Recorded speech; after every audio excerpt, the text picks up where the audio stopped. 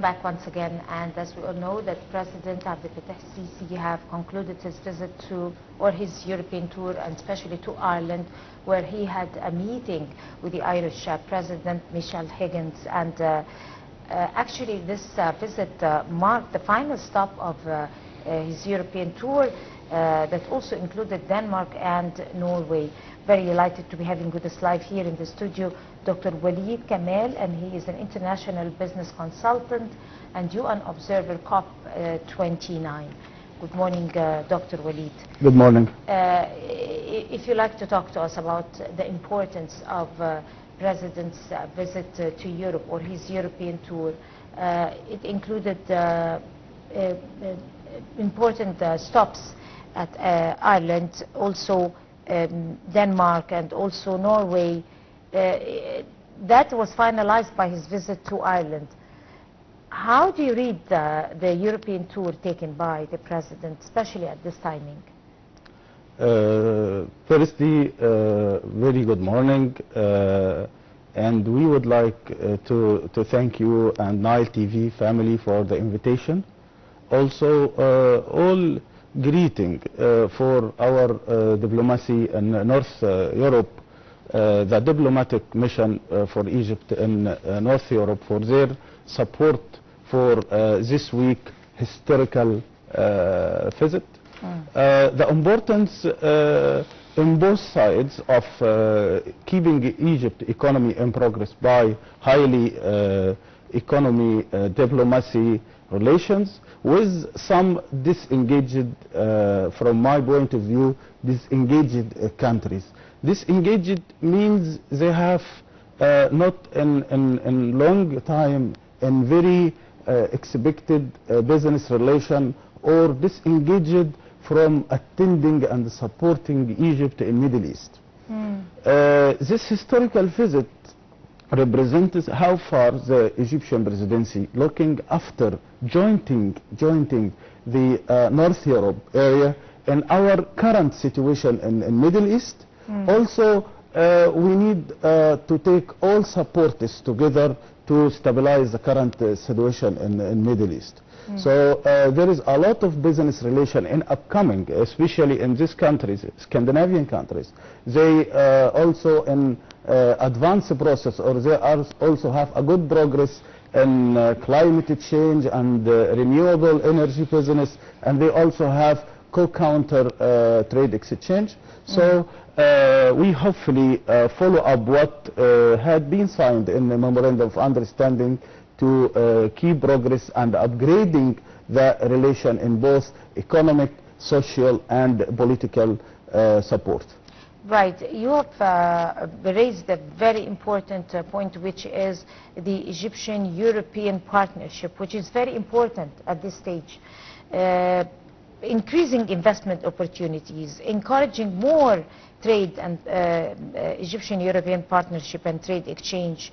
We're talking about three main countries, Ireland, Denmark and Norway. Talk to us about the investment opportunities, the economic partnerships that could happen between Egypt and those countries.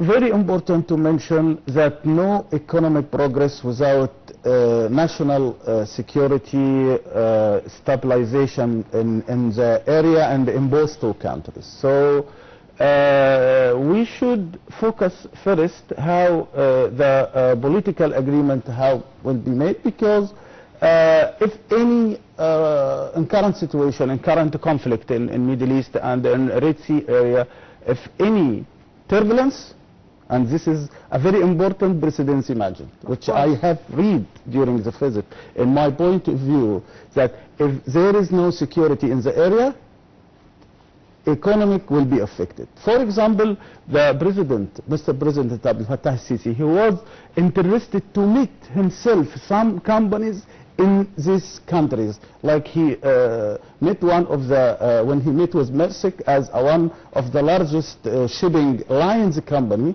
and have developed a lot of ports inside Egypt. Also, they are in partnership with Egypt. They have a lot of ships, 700 ships, more than 40 million containers and equivalent containers means how many containers they are shipping. Without stabilization, the Denmark companies in Egypt and the Middle East and shipping lines cannot work. So economy to progress, we in Egypt to export our product to Europe or to Denmark, or trade exchange in between when we import technologies or what machines in renewable energy which we need to our vision, we cannot do the trade exchange required and planned till we have security in the area. You get what I mean? And established also Yes. a state of stability. Yes. But also, it could also mean destabilization not only for the Arab region, but the whole world. Exactly, because we all in one ship, as we say, we are in one ship. But the message for this area especially, going in the right time, because as I said in the beginning, there is some areas around the world still disengaged. Some, for example, I will give you an simple example. Egyptian community in Italy, about more than approximately 6,000 persons, 60,000 maybe more, but in Denmark maybe 2,000 to 4,000 persons. That means there is a lot of gaps in trade exchange, and vice versa. If you measure Egyptian community stability and the number, same trade exchange proportional relation will increase, because when we have a lot of community, a lot of business going and come back, import and export support, so the business upgraded. That's true.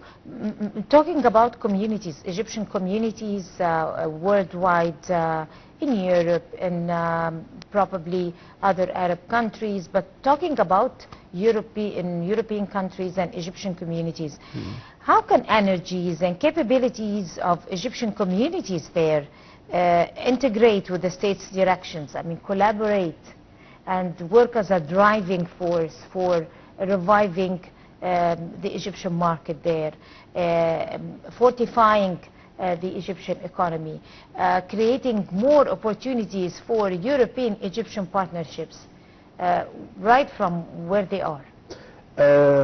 Very good point to be taken in consideration. Engaging Egyptian community with the diplomacy mission very well, especially in the side of economy, which should be engaged with the commercial attaché, the commercial council. And each country should be in good relation together, in scheduled meeting for the talented people who can support the economy. For example, you have a good trader or a businessman in one of the areas in Europe, and should to be in good engagement with the consul and the consulate itself, and all Egyptian commercial representatives should be evaluated every year about their work with the Egyptian community and what number KPIs, the key performance indicator, had been taken, the progress. What is your progress in the country under your responsibility, and what the level of relation you upgrade with the community, because we also measure the how many million or billion being transferred from outside Egypt to inside Egypt. So this evaluation should be done every year to see where the point of opportunities. Also, a good advice, there is should be a good tie-in between the our commercial representative, our commercial attaché and the embassies with other embassies to support some trade exchange, not between the, for example, Norway and Egypt, to attach them with Norway and Africa as well, because they consider Egypt as African leader, and Egypt is their gate to Africa. For example, in business, if you want to give me business, open me another business opportunity with the countries near to you, I will give you a good opportunities, because if I wanted to purchase a wind farm for renewable energy or new hydrogen plant, when you support me to contract in five other stations in Africa, I can give you this one